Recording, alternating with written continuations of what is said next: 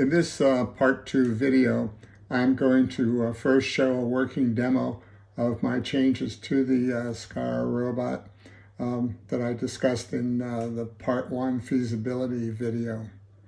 The original Arduino Uno SCARA robot was created by its developer, whose documentation and website are listed on the bottom of the screen. Then I will discuss the electronics I'm using, followed by another demo of how I save the robot movements to SD files so that I can repeat a specific task. I'll also discuss the SD files. With the release of this video, I'm also adding 2 additional videos to my YouTube channel, LotBot Robotics, that discuss the code used in the 3 STM32F4 black pills. Part 3 contains the code for 2 of the STM32F4s and discusses the logic that generates the instructions sent to the robot's controller. Part 4 discusses the code used by the controller to process these instructions and make the SCARA robot function. Now when I plug in the power, the robot will automatically go back to its home position. Now I controlled that with a switch on the transmitter. If I don't have the switch set, it will not go back to the home position. And since I usually leave everything in the home position, it's not necessarily for me to have it start off and go to this position. Okay, now it's at home. Now what I want to do is use one of the files on the SD, which has recorded movements that I've made with the arm, and it will go to pick up this block and then move it to another position. Now, the interesting thing is that I could take the SD file and I could just reproduce the file and change the position from the first point to the second point and the second point to the first point, and it will actually just take the movement and reverse it. Now it's just going back to home after it released the block. Now what I'm going to do is change the file on the SD that I'm going to read, and then it will read the file that has the robotic arm going and picking up from the second position back to the first. So I didn't have to go through all the process of getting the arm to find the block and then move it back. It's just a matter of I can just do this with editing the SD files. Now, after I show you the electronics, I'm going to show you how I create the SD files and use the transmitter and receiver to make incremental movements of the arm, and that'll show you everything you really need to see. Now, if you notice, there's 3 screens on the bottom of the board there that you can't see, and you couldn't really see the switches I was playing with. And you will be able to see that when I look at the individual increments of the robotic arm. Okay, now I want to talk to you about the electronics I'm using. One thing I want to mention is I'm using a cardboard behind this robot because I have my exerciser bike right in back of it, and the rods of the exerciser bike can confuse you as far as what you see from the robot. Now, in the part 1 video that I did, the feasibility of doing this, I used this module here that I made, and it had the receivers here, and it communicated with my transmitter over here. However, I had the SD adapter wired to a black pill that was sort of the child of this other black pill, where this one would send requests to this black pill and get responses, but this one would not be able to send anything to this first black pill unless it was requested to do so. So I really needed this SD adapter over here. Another thing I needed was a third display, and the problem is that I had so many wires on the back of this. This is not a PCB that I can actually solder things together. I really had to use wires. So this gave me a problem. So what I did is I took all the modules here and I moved them over to this breadboard, and I added the third display, and I wired a different SD adapter to this is the primary black pill, and in this case this would be a parent-child relationship with this device here. This is the only one that it's requesting data from. All the rest it's sending data using I2C. So anyway, this is now my receiver module that's communicating with the transmitter. The other thing I did was in the original LotBot, in the original robot as designed by howtomechatronics.com, they used a CNC board on top of an Arduino. And what I've done was in the feasibility study, I did not use the Arduino at all. In fact, in the feasibility study, what I did was to use the drivers, the stepper drivers right on a breadboard connected to a black pill. And I've decided not to use this. I've decided to go back to the CNC, but not use an Arduino, but use a black pill. And I'll show you that. Let's see, let me put these down. And then over in this box that I made, instead of the one that was designed with the original robot, I built in the CNC shield, which I'll show you in more detail, connected to a black pill. What I want to do is get rid of this and then talk to you about the electronics. Okay, I've taken the cover off of this module and moved it out of the box so you can see it a little better. This module is the receiver module now that communicates to my transmitter, and this module over here is the one that controls the robot. The data comes from this parent black pill on I2C bus, which is, let me see if I can, okay, this is the yellow and white wire here is the I2C bus between the receiver module and the controlling module. This black pill is set up to get data. It's only wired to this receiver, and it picks up 4 channels of data, and then the parent on the I2C requests data from the child, and it gets back the data from this receiver that comes in from the transmitter.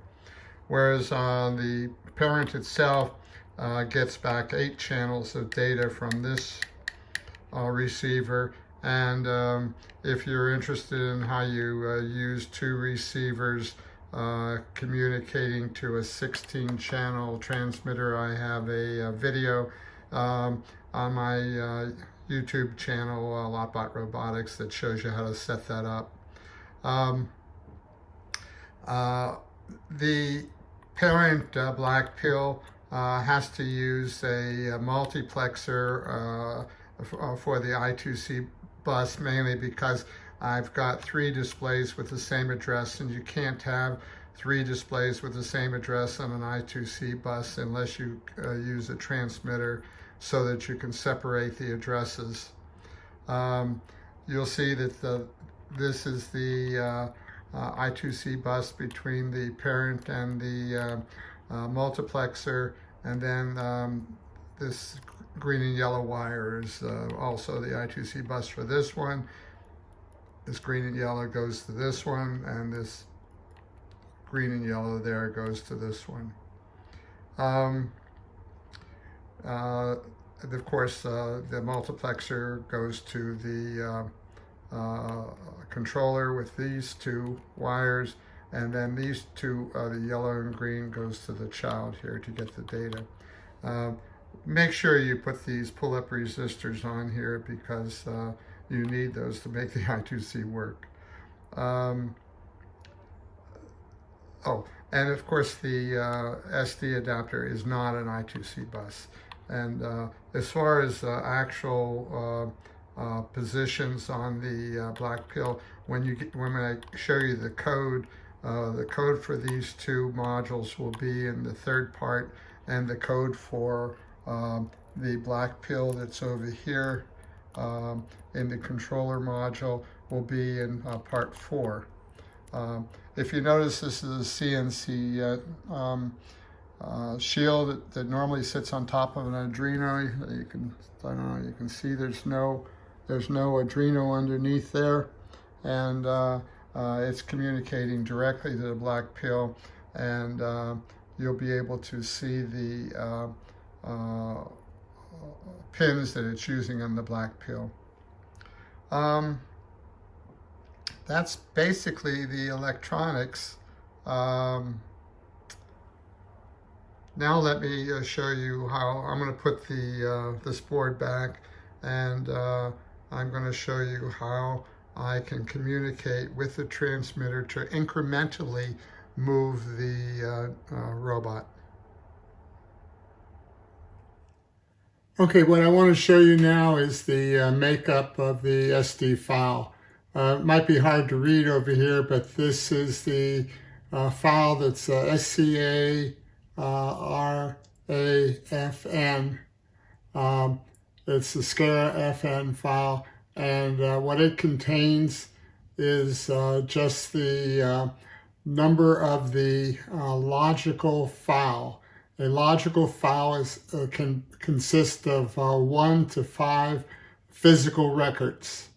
The physical records, I have an example here. This is the set of 5 physical records we used in the demo where we picked up a block and we moved it to another position. This is the physical record SFN00401. So each of these physical records ends with a 01, 02, 03, 04, 05. They all have 004 as the first set of digits. So this is 00401, 00402. This is sort of my way of coming up with an indexed file system. Since I don't really have an indexed file system, I'm using this to say that these 5 records here are a logical record, and they consist of 5 physical records. The first 3 digits are determined by what the logical file number I'm using at the time. Now I can change this. Right now I can change it from 1 to 6. 6 is just a number in an if statement. Since it has 3 digits here, I could have up to 999 files. However, right now I've only got 6, so it's easier to cycle through the 6 files. Now the first physical record in the logical record contains the values for the 4 stepper motors. There's 6 values. So the first value would be right here. This would be like 1400, negative 1400. And then the next stepper motor would be a positive 5100. And is that right? 5100. And then the third stepper motor would be just 120. And the fourth stepper motor which would be negative 0.7520. This one happens to be the z-axis also. Anyway, that's the first physical record. It gives you the point you're picking up the object from. And that's where we picked up the block in the demo. Then the next physical record says to grab the item. That's where the grabber closes on the item.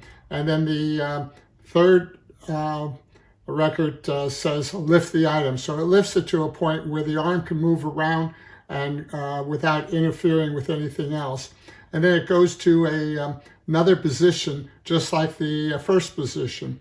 And in this case, you have 4 6-character numbers again. And then you have a final record that says this is where we release the block. We opened up the grabber, released and we returned to home. Now, in the second demo, where I reversed it, all I did to create that second demo, where it went to the second position and brought the block back to the first, was I exchanged this record with this record. So everything else works exactly the same.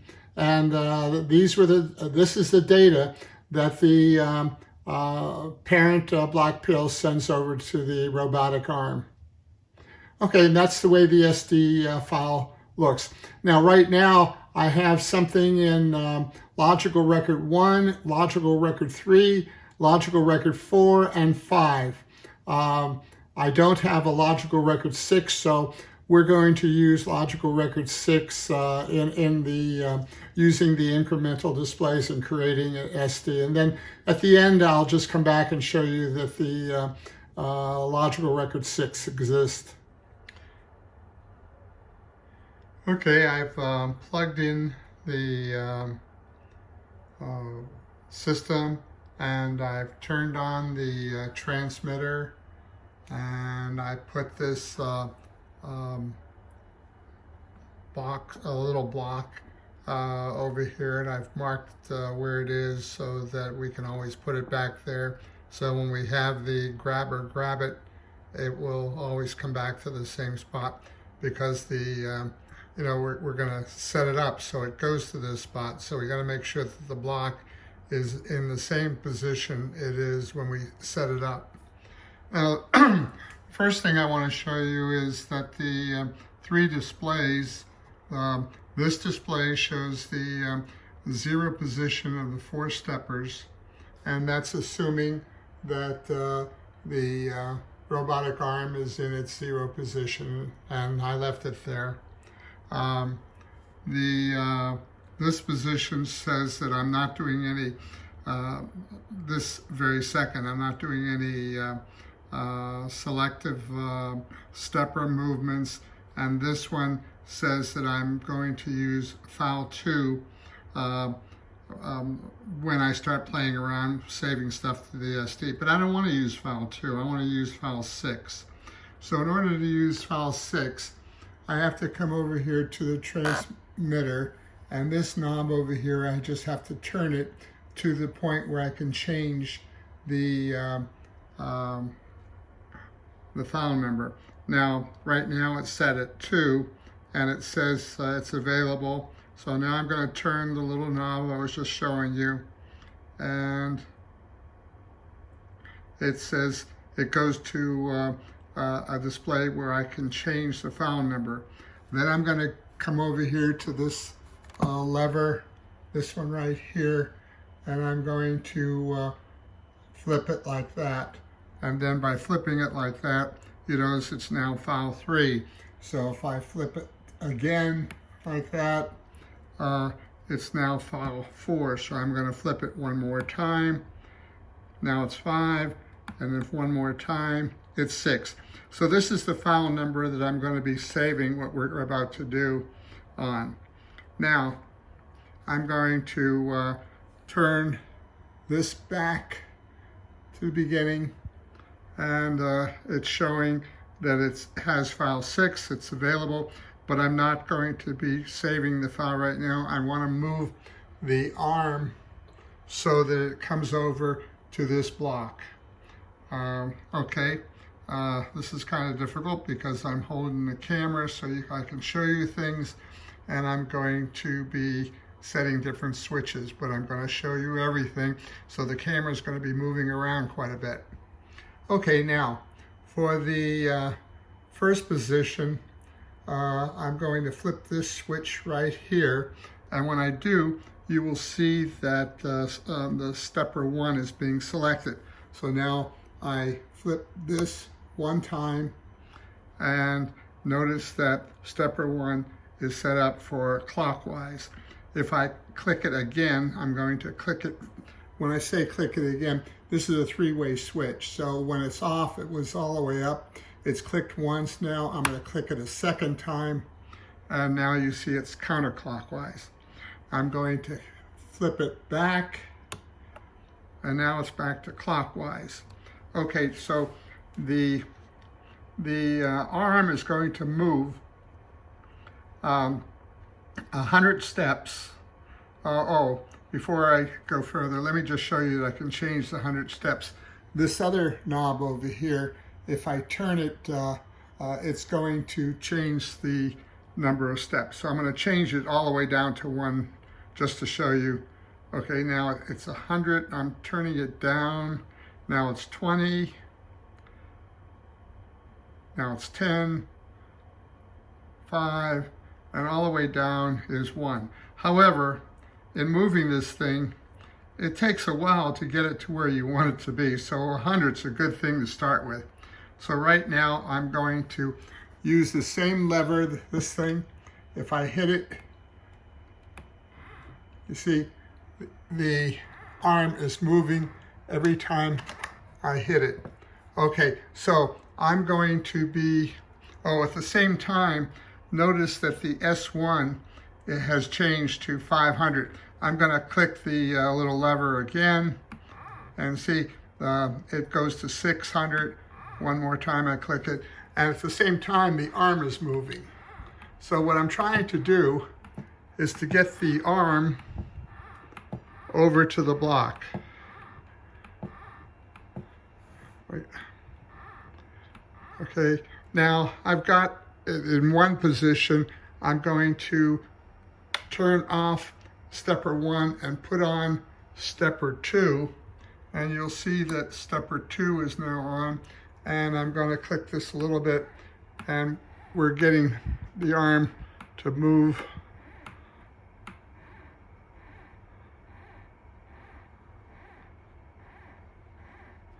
Okay, now I got to move the arm back a little because it's sitting out too far. It takes a while to set this up exactly correctly. Let me see if I can do that. Well, I've decided to start over again, but it was too difficult for me to hold the camera and try to control all the switches and show you the displays. So I'm just going to have to tell you what's happening, and I'm holding the transmitter in my hand, and I think I can operate it better this way.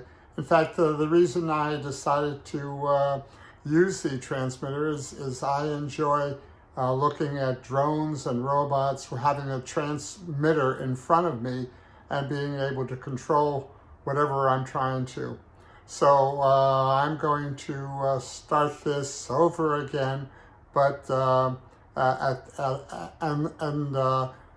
let you just see the movement of the robot, and you'll just have to assume that the displays are doing what I'm telling you they're doing, and the switches are what I'm about to work on.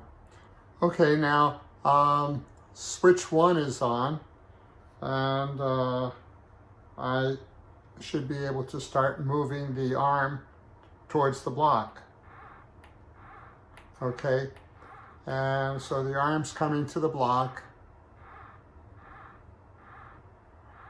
Now there's 4 steppers here. Let me just, I don't know if I've ever identified them for you. This is stepper 1. This is stepper 2, stepper 3, and stepper 4. Stepper 4 is the Z, Stepper 3 controls the position of the grabber. Stepper 2 controls this forward arm, and the stepper 1 controls the movement of the backward arm, this part. Okay, so right now we're in stepper 1, and you can see that the arm is moving. Now I'm going to turn off stepper 1 and turn on stepper 2. This is clockwise again, and you can see it's moving clockwise. And I'm going to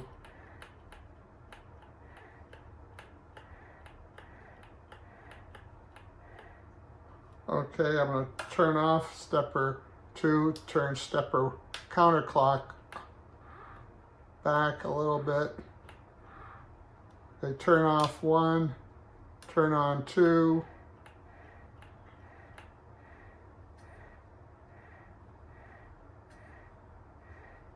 Now the real problem here is it's kind of high and you can't really see how close you are to anything.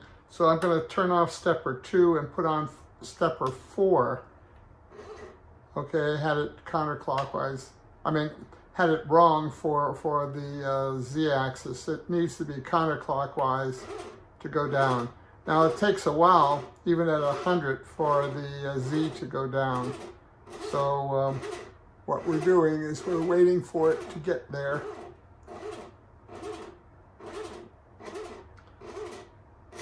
But even though the working on an individual stepper to get it to where it's supposed to be, when the thing is actually running, it goes directly to it. It doesn't have to go in these little increments.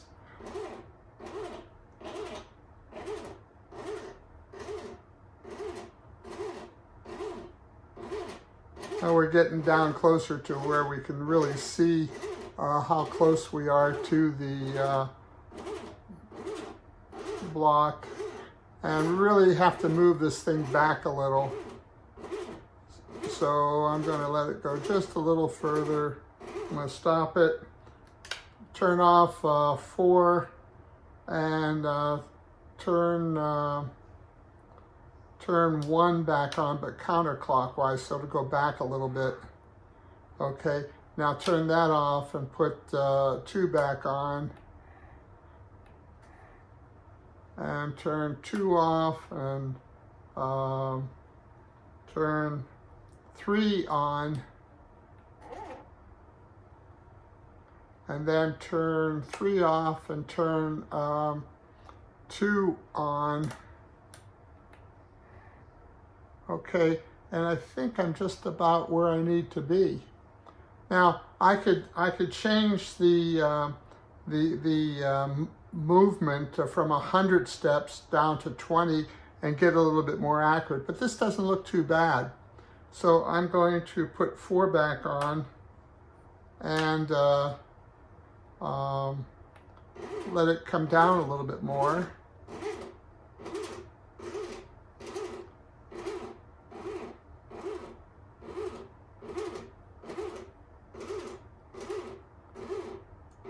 And it's almost down where it can grab it.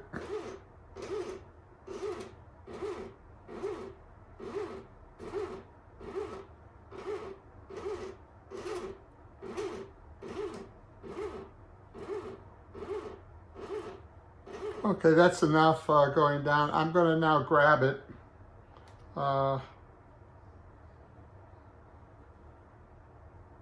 See, all my switches are off. Yeah, there they are. Okay, we are going to grab it. Actually, yeah.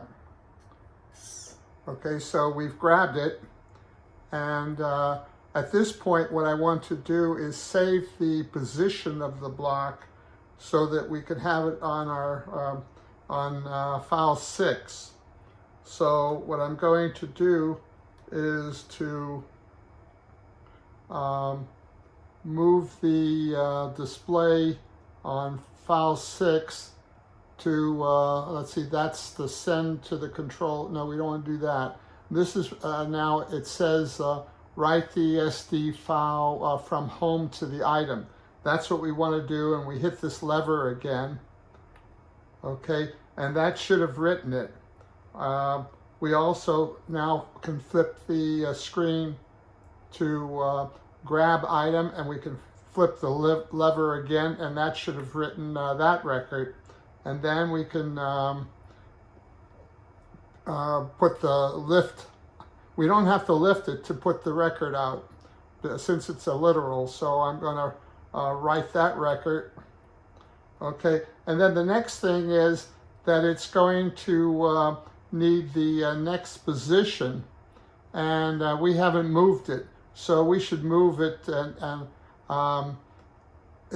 what I'm planning on doing is changing the file to the where I started the first demo, on top of the stand where the robot is sitting. So I can do that with an edit, and I'm going to show you that. But right now, let's just lift the block a little. The file mode has to be off, and the selector mode has to be on. Now the stepper is set for 4, and now it's lifting it, see? Okay.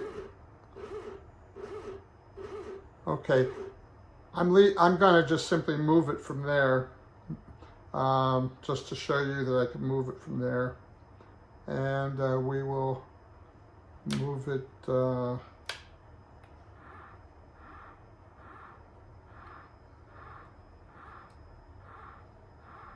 okay, I'm just gonna put it down there. Okay, turn off 1, put 4 back on, and put it down to that position. Okay, now what I want to do is write the record out on 6. So I've got to go back, turn off the Z, and I want to go back to writing the record. File 4 is current, and the record is the move to new position. So that's the record we want to write. And I'm going to flip the lever, and it should have written it. And then I'm going to move it to release the item and back to home, and I'll write that record. Okay, now I want to release the block, and so the block has been released. And now what I'm going to do is just set the arm back to home. So the arm is now going back to home.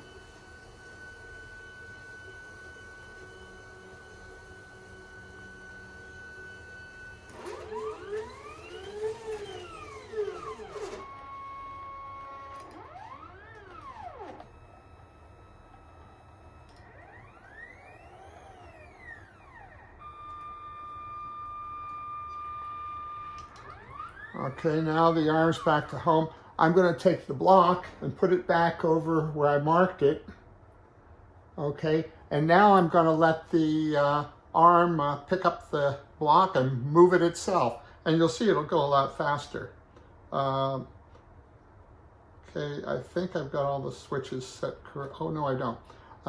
On the one that has the file 6, I have to move it to not change, but this is where it reads the SD file and it sends it to the control. And you'll notice it takes a second or two because it's got to read the SD file, and it's got to send it over via the I2C. Okay, you saw it, it's just moved over, came over, grabbing the blocks, picking it up, moving it over, and it's dropping it, and then it's going to release it, and go back to home.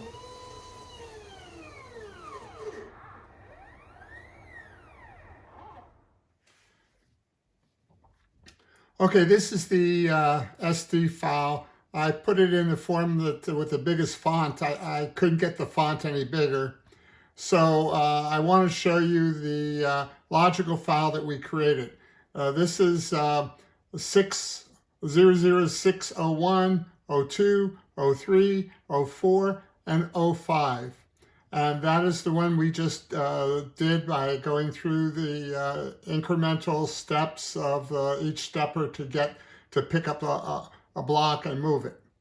Now, what I did already on this, and I'm sure you didn't want to see me doing copies and typing, was I took 601, 02, 03, and 05, and I copied them into records 201, 202, 203, and 205.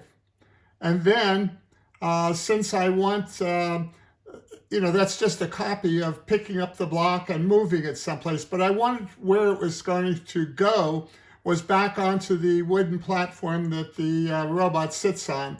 And that was the first position of file 4, which was the first demo we did earlier today. So what I did is I copied 401 into 204. So that position would be the second position, and it would do the same thing as file 6, but now it would move the block from where we picked it up in 6 and put it on the wooden platform. Anyway, let me show you the demo now of both file 6 and file 2. Okay, I put the SD back in the adapter and reset up the demo, move the block back to the position it was supposed to be in, and now I'm going to get to the point where I can read the file 6 off of the SD, and I just hit the clicker and see what happens.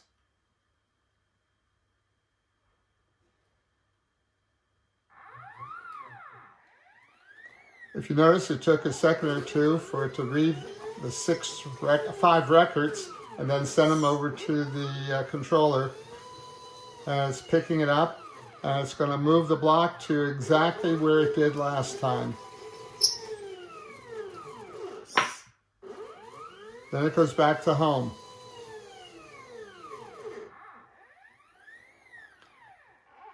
Now we have another logical record that we just created by copying 6, and it's going to take the block from this position, hopefully, and it's going to move it back over to here where we have it in one of the earlier demos. So I have to change the file 6 that we're referencing, and have to go to 2. So it went to 1, and now it went to 2. Okay, at this point I can change the display back to sending the file 2 to the control, and let's do it.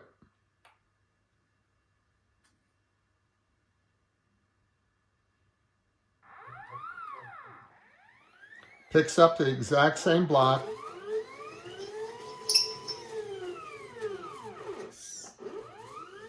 But this time, it's going to move it to a different position.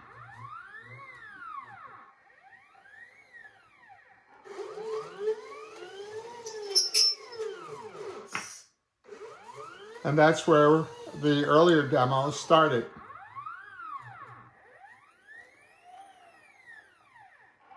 So I was able to use the incremental movements of the different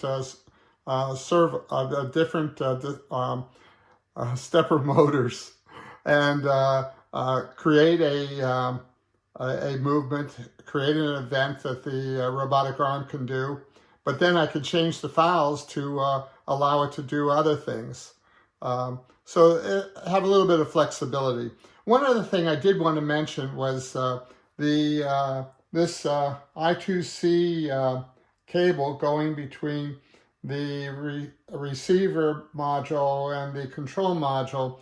I mean, this I2C from the controller could actually be, anything could be feeding it data. It does not have to be this receiver transmitter. It could be a, I don't know, it could be a Raspberry Pi with some buttons, and it could send messages to some Bluetooth device that connects to the black pill, and it could do the same things. So, you know, there's a lot of things you could do with this. Anyway, that's the end of this video.